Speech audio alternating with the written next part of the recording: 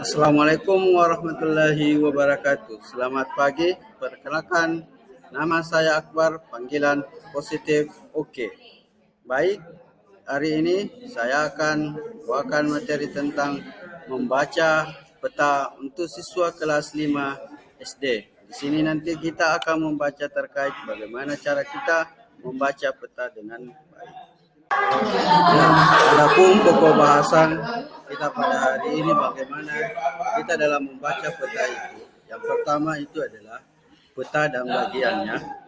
Kemudian yang kedua adalah arah kardinal. Kemudian yang ketiga garis bintang dan garis bujur. Yang keempat adalah bagaimana cara kita akan membaca kompas. Ini yang akan kita pelajari nanti dalam pokok bahasan kita dalam pertemuan kita kali ini. Jadi harap semuanya bisa memahami bagaimana nanti kita bisa membaca peta dengan baik. Ya, jadi sebelum kita lanjut, saya ingin mendengarkan, silakan ceritakan pengalaman dalam membaca peta. Pernahkah kamu mengikuti ekspedisi pendakian dan menggunakan peta sebagai panduan? Apakah orang tuamu menggunakan sistem navigasi satelit di mobil mereka? Ya, jadi ini bisa kita ceritakan bagaimana kita dalam membaca peta. Jadi di sini kita bisa melihat bahwa gambarkan peta yang pernah kamu lihat. Mengapa kamu membaca peta tersebut pada waktu itu?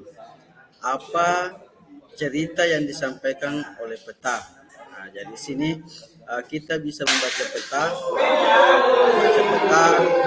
atau menggunakan sistem navigasi satelit. Nah, ini yang perlu kita catat. Bagaimana kita bisa menceritakan pengalaman kita dalam membaca peta.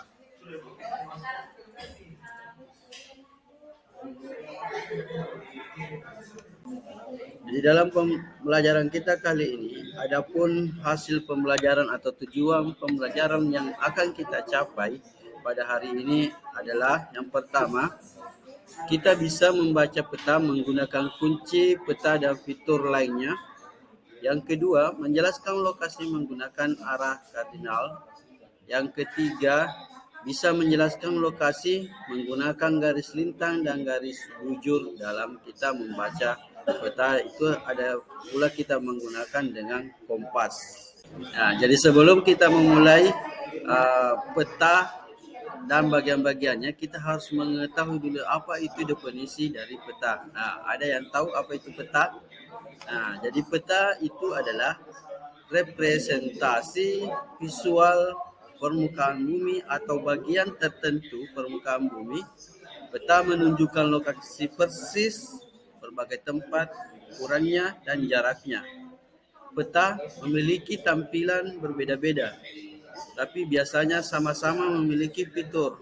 Nah, jadi di sini itu dalam membaca peta, jadi kita harus memahami itu peta itu apa artinya, dan kemudian bagian dari peta itu sendiri apa. Yaitu bagian dari peta yang pertama, satu judul, kemudian dua orientasi, kemudian tiga adalah tanggal, kemudian keempat adalah penulis. Jadi peta itu harus ada penulisnya. Kemudian yang kelima legenda, kemudian keenam adalah skala, yang ketujuh adalah sumber. Ya, jadi kita harus memahami apa itu peta dan bagian-bagiannya ini yang tadi yang telah saya sebutkan. Ada 7 bagian dari bagian-bagian peta, khususnya pelajaran kita pada hari ini, khususnya siswa kelas 5 SD. Ya, baik anak-anak. Jadi kita perhatikan kembali. Ini adalah ada gambar peta berdasarkan bagian-bagian peta. Jadi ini ada judul dari peta ini yang dengan judulnya itu adalah peta harta karunku. Nah, ini adalah judul. Kemudian yang kedua tanggal, kita bisa lihat sendiri tanggalnya yang dibuat peta ini tanggal 6 Juni 2022. Kemudian yang ketiga bisa kita lihat itu bagian kedua adalah bagaimana tempatnya, letaknya. Kemudian ada penulis, kita bisa lihat siapa penulisnya.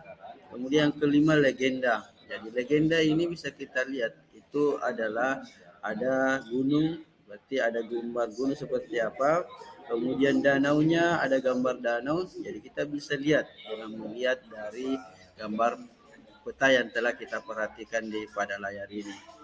Jadi anak-anakku sekalian, jadi saya harap bisa membaca peta dengan baik. Kita harus memperhatikan bagian-bagian dari peta itu sendiri. Ya, anak-anakku sekalian, kita lanjutkan kembali di sini tentang arah kardinal. Jadi arah kardinal di sini biasa kita sebut juga arah mata angin. Ini digunakan untuk menjelaskan arah sebuah lokasi berdasarkan lokasi-lokasi lain di sekitarnya. Jadi mungkin anak-anakku pernah mendengar arah mata angin ini dari utara, selatan, timur, dan barat. Sini, pernahkah anak-anakku temukan sebuah frase untuk membantu mengingat urutan arah mata kardinal, arah mata angin? Ya baik, kita akan memulai ya. Jadi akan ikut dengan Bapak Guru. Ya, di sini utara, utara, timur laut, timur tenggara, selatan, barat daya, barat laut, utara. Jadi ini berputar kembali. Jadi utara, timur laut, timur tenggara, selatan, barat daya, barat laut, utara. Jadi anak-anak saya harap ini bisa kita menghafal dan langsung kita praktekkan untuk sesuai dengan arah yang disebut. Ya seperti itu. Bisa dipraktekkan sekarang ya. Baik anak-anak, jadi kita lanjut materi selanjutnya itu terkait garis lintang dan garis bujur. Dalam membaca peta itu ada dua juga yang dikenal dengan garis lintang dan garis bujur. Jadi baik garis lintang dan garis bujur itu diukur dalam menggunakan derajat. Jadi anak-anakku itu harus tahu apa itu garis lintang dan apa itu definisi dari garis bujur. Garis lintang itu adalah garis imajiner horizontal yang menunjukkan lokasi utara atau selatan dari khatulistiwa. Jadi dia horizontal dari utara selatan. Sedangkan garis bujur, garis imajiner vertikal yang menunjukkan lokasi timur atau barat dari meridian utama. Jadi dia vertikal dari arah timur atau barat atau ke timur. Itulah pengertian dari garis bujur dan garis lintang yang harus kita pahami anak-anakku sekalian. Ya baik, anak-anak selanjutnya itu materi selanjutnya adalah bagaimana cara kita membaca kompas. Jadi anak-anakku pernah melihat kompas.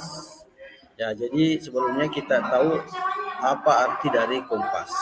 Kompas adalah perangkat yang digunakan dalam navigasi. Nah, jadi sini untuk menunjukkan arah. Sebelumnya itu kita harus tahu apa bagian-bagian dari kompas itu.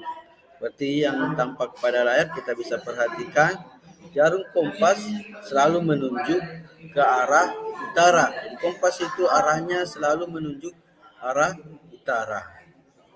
Kemudian lingkaran pembagi derajat menunjukkan berapa derajat dari utara atau selatan menuju utara berarti berada di 0. Itu adalah derajat lingkaran itu. Kemudian huruf, ya hurufnya ada S, E, W, N. Itu adalah menunjukkan arah kardinal, arahnya bahwa sekarang kita berada di arah utara atau selatan, barat atau timur.